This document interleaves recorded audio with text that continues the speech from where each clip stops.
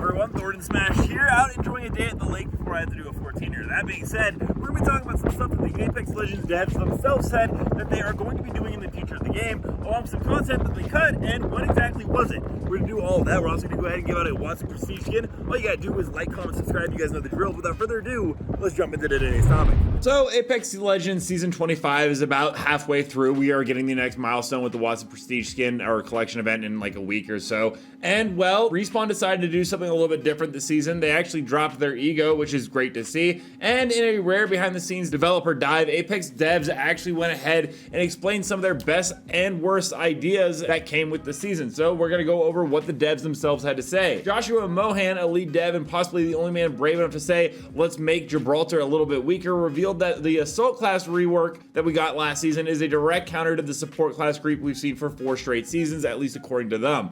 His words were, assault class is all about finishing fights. Translation, they were sick of infinite medkits, mobile hospitals, and 12-minute slugfest where every down gets rezzed twice. And this pivot was actually pretty smart and helped the game feel a little bit more fresh. There were shorter fighter durations, giving us a more classic skirmisher fight with fast punishing decisive, less World War II trench, more like John Wick on caffeine pills. But it's good to know that they are not going to be eliminating support play. They're actually just trying to rebalance the chessboard, at least according to them. But it's not just, in the terms of classes that they made big changes. Eric Canvanese went ahead and explained why they buffed every single weapon in the game along with the TTK. In his words, it was a direct attempt to challenge the long-standing AR plus shotgun meta that was in the game. The team wants to see people running 30-30s, Sentinels, and once again the P2020s, which were akimbo, along with the Mozambique, as just a way to freshen up the meta. We're right now playing a version of Apex Legends I never thought we would see, where the Mozambique is actually making tier lists, and the end result of it is, well, weapon diversity is actually kind of at an all-time high, at least in the playtest. But the weapons weren't the only thing that changed. They also went ahead and nerfed helmets, actually just taking them out of the game. And it might sound small, but you remember Apex is one of the few games where you could get domed by a Kraber and just,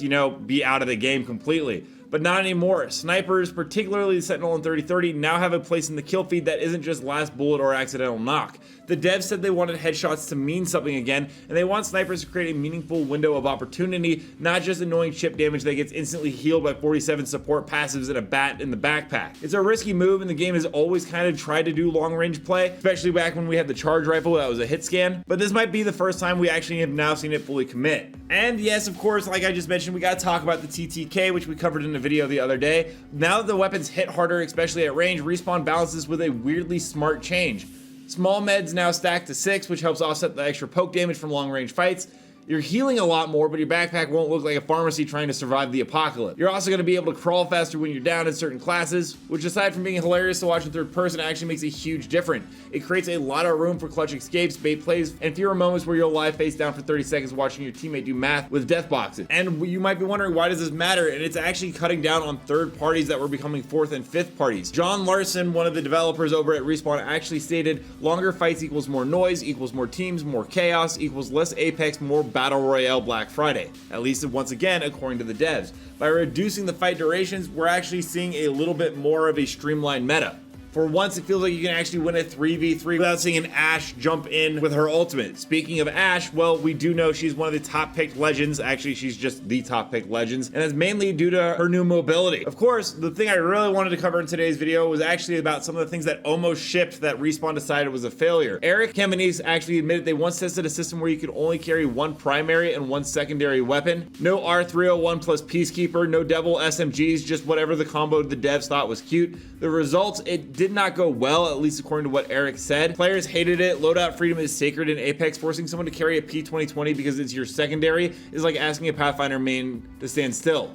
And then there was actually a ballistic infinite magazine ult. There was no reloading, R99 with endless bullets. John Larson literally said he had PTSD from the playlist. The idea got nerfed so fast it really didn't even make it to the QA. And now that we're in the midpoint of Season 25, we can clearly see a defined meta. Ashe is, once again, the top pick in the game. Snipers are scary. The R99 and Bolt are top tier weapons just based on the fact that the TTK is faster. However, support legends like Newcastle and others are actually losing value fast, especially with the nerf small med synergy and gold armor perk. So the question is, where does Apex Legends go from here? Season 25 isn't just a meta shakeup. It's kind of a philosophical one they've taken on with the core development team. The devs are thinking bigger and they're swinging harder trying things they've they've never really done before. And if the midseason right now is anything to go by, season 26 with some of the things coming like the new Mario Kart LTM, and then like the Olympus map update, and then possibly the Salvo map as well. Season 26 might just be the moment where Apex officially evolves, or well, maybe it just implodes. We'll actually have to go ahead and see, but it does seem like the Respawn team is cooking something up. All that being said, we're gonna go ahead and jump into community clips. Don't forget to submit your own to me at Thordan Smash on Twitter, but without further ado, let's roll it. Inside the next ring, ready to win.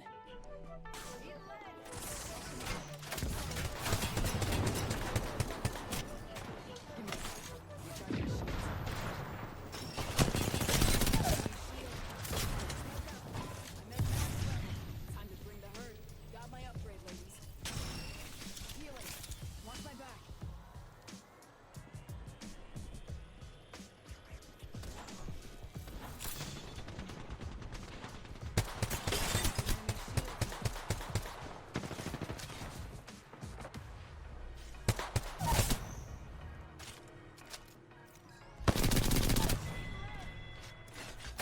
Smoke out.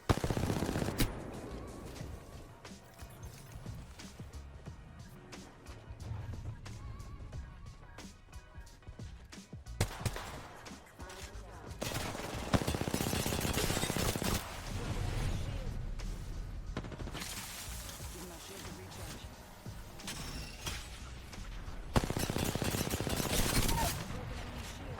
45. Moving far.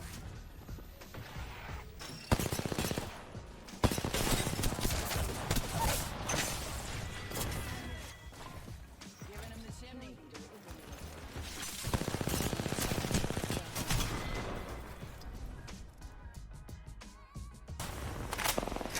I have our grand spanner. Reloading. Enemy shield. Hup. Reloading.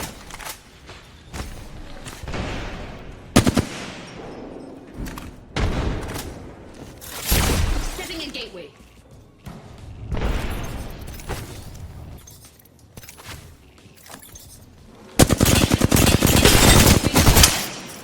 Enemy shield.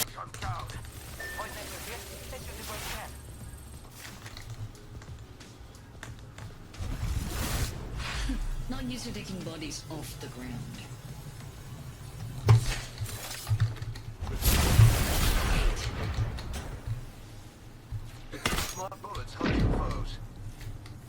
Killed an enemy.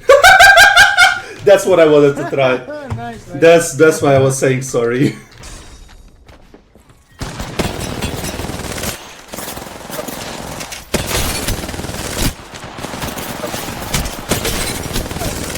Let me know down below, what are your guys' thoughts on some of the content, and what do you think would have actually been a good addition to Apex Legends? Also, don't forget to check out this video right here, where I cover more news on Apex Legends on the daily, and until next time everyone, keep slaying the Outlands. I'll see you out there.